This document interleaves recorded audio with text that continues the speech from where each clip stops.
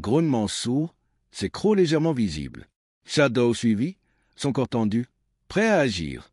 Les officiers reculèrent d'un pas, leurs mains crispées sur leurs armes. Un silence, Lord Essenstala.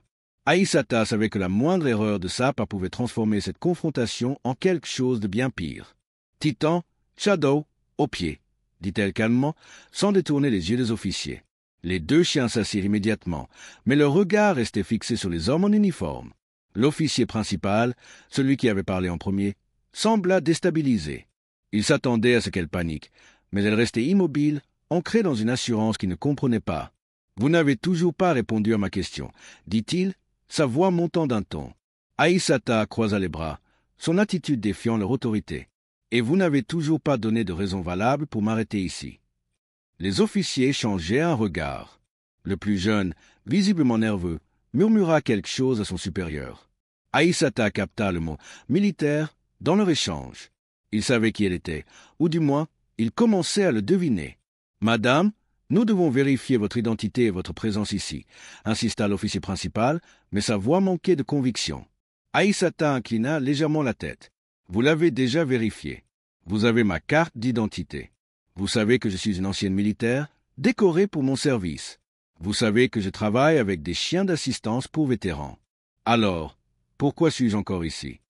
Le silence qui suivit fut plus éloquent qu'une réponse. Les officiers n'avaient aucune raison concrète de la retenir, et ils le savaient. Mais ils ne pouvaient pas reculer sans perdre la face. L'un d'eux, le plus jeune, tenta une dernière fois de reprendre le contrôle. « On a des questions à vous poser au poste. Montez dans la voiture. » Aïsata ne bougea pas.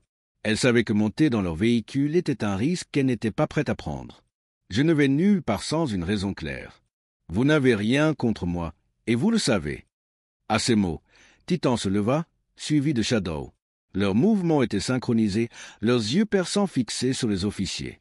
Un grognement bas résonna dans la gorge de Titan, et l'officier principal recula encore d'un pas, son visage blêmissant. « Appelez-les, ou je le fais, » dit-elle, sa voix aussi froide que l'acier. L'officier principal hésita, puis fit un signe à ses collègues. « Laissez tomber. On n'a rien de solide. » Ils reculèrent, leur regard passant d'Aïsata à ses chiens. Sans un mot de plus, ils remontèrent dans leur véhicule et démarrèrent, leurs pneus crissant à nouveau sur l'asphalte. Aïsata resta immobile, attendant que les gyrophares disparaissent dans la nuit.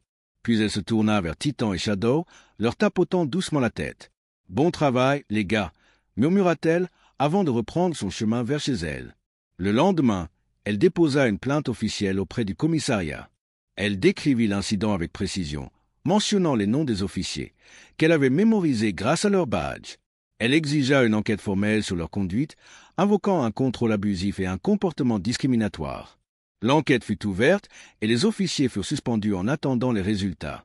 Aïsata, quant à elle, continua son travail, ses chiens toujours à ses côtés, veillant sur elle comme elle veillait sur eux.